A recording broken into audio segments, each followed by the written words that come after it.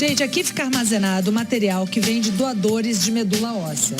Só que esse material aqui só é coletado quando existe compatibilidade entre o doador e o paciente com leucemia que precisa de um transplante. Muita gente pode doar e não sabe. E é uma atitude que salva vidas.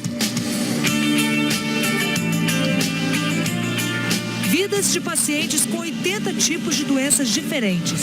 Marcos descobriu que tinha leucemia 2 anos atrás. Eu comecei com uns caroços no pescoço, nas axilas e na virilha. Aí eu passava em vários médicos, eles não descobriam. Com um desses carocinhos, eles fizeram a biópsia. Daí tudo mudou. Ele parou de ir à aula e começou a fazer químio e radioterapia. Por causa que eu perdi muito peso, caiu o cabelo, né? A cor da pele muda, tudo. Muda bastante. Nem todos que têm leucemia precisam, mas o Marcos precisou de um transplante de medula óssea. Aí meus irmãos fizeram o exame, o teste de compatibilidade, mas nenhum dos dois foi compatível. Pois é, quando não tem compatibilidade com familiares, aí as pessoas recorrem ao Registro Nacional de Doadores. E é difícil encontrar alguém compatível? É muito difícil. A chance da gente encontrar na família é a maior. Entre irmãos é 25%. Mas quando a gente vai ver na população, aí é muito difícil. A chance fica em torno de 1 para 100 mil. Ou até 1 para 1 milhão, se você tiver uma herança genética muito rara. Então, o doador só doa mesmo quando tem alguém precisando. É assim, vou explicar. Primeiro, a pessoa preenche um formulário com os dados pessoais.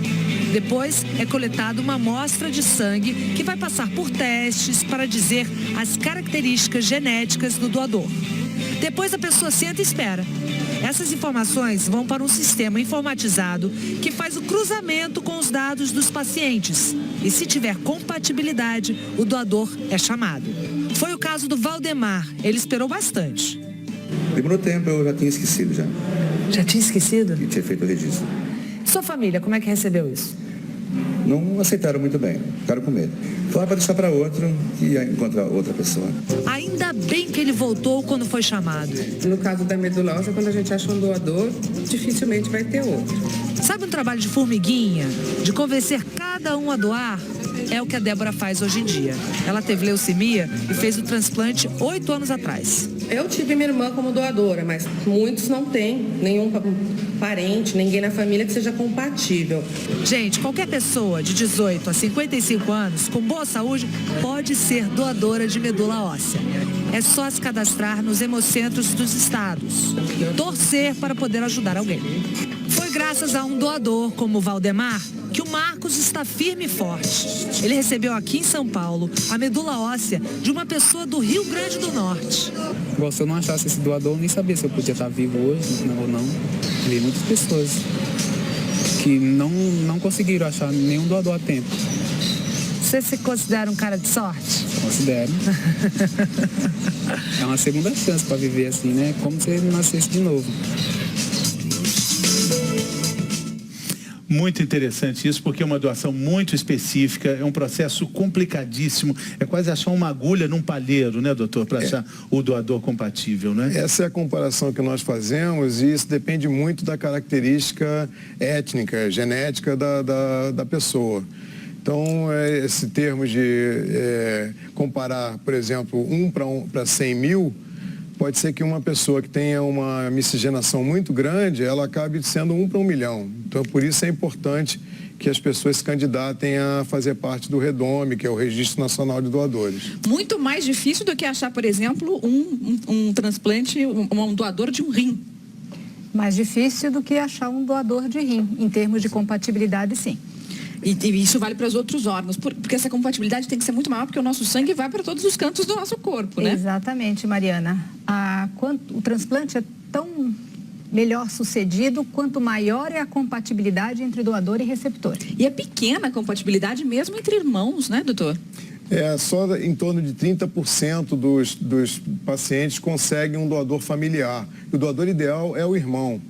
Mas, infelizmente, nesse caso, as famílias cada vez têm sendo mais reduzidas, né? Antigamente nós tínhamos famílias com 7, 8 irmãos, hoje nós temos às vezes um irmão único, um filho único ou apenas um irmão, isso dificulta. Só para a gente reforçar, quem pode se cadastrar no Hemocentro para ser doador? Qual é a faixa de idade?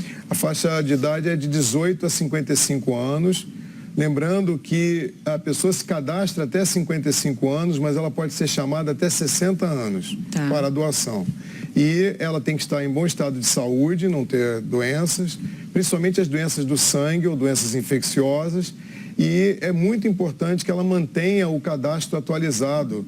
Mesmo que passem alguns anos, ela tem que manter esse cadastro atualizado para que ela seja encontrada quando for selecionada. Essa informação me surpreendeu. Eu sou doador de medula óssea, você estava dizendo para o doutor, já tem tantos anos que eu fiz meu cadastro, mas eu preciso estar sempre lá em contato dizendo, olha, estou aí, viu, se precisar, né? Como disse o doador, ele já tinha até esquecido. E, na verdade, ele pode ser chamado 5, 10 anos depois. A pessoa é chamada para fazer uma doação de medula óssea. Pode ser um procedimento bem parecido com a doação de sangue, ou não? É um pouco diferente. Existem 2 métodos básicos para a doação.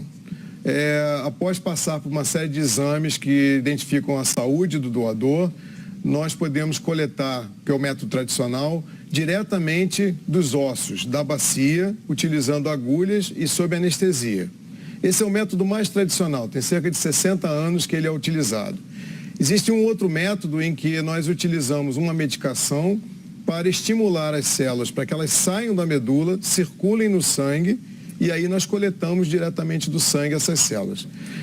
Os 2 métodos são utilizados, mas a indicação do melhor método para determinados casos é do médico. A gente vai ver agora, então, como é que esse processo acontece. Tem uma ilustração para isso aqui, para a gente ver esse processo todo aí tão complicado, tão difícil de achar a compatibilidade entre 2 pessoas, né, doutor? Essas são as células, a gente só mostrou, né? Na medula óssea, na bacia. E nós podemos, então, através do uso de agulhas, e para isso é necessária anestesia. Anestesia geral, né, doutor? Pode ser geral ou pode ser peridural, que é uma anestesia limitada a uma parte só da parte inferior do corpo. O que é importante é que essas células, em torno de 15 a 20 dias após a doação, elas totalmente se regeneram, elas voltam a popular a medula óssea do doador. E nesses 20 dias elas não fazem falta para o doador também? Não, nós tiramos em torno de 10 a 15% apenas do que o doador tem. Então ele continua vivendo naturalmente, sem nenhuma dificuldade. Não pode ficar mais sujeito, por exemplo, a pegar uma gripe, um resfriado, não tem problema de imunidade. A quantidade é muito pequena e não afeta as contagens dele. Agora, a gente vai ver como é que esse material que foi doado...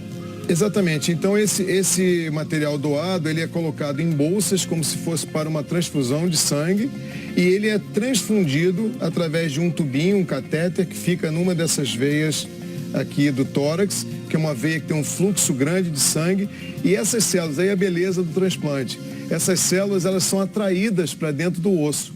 Elas reconhecem que ali é o local onde elas têm que se reproduzir. Deve ser uma alegria muito grande para o médico fazer um procedimento assim, entender que a vida se renova e tudo dá certo ali a partir de uma doação, né, doutor? Acredito que o momento mais feliz é quando a gente tem a notícia de que houve a pega da medula óssea, ou seja, que a medula se instalou e começou a produzir.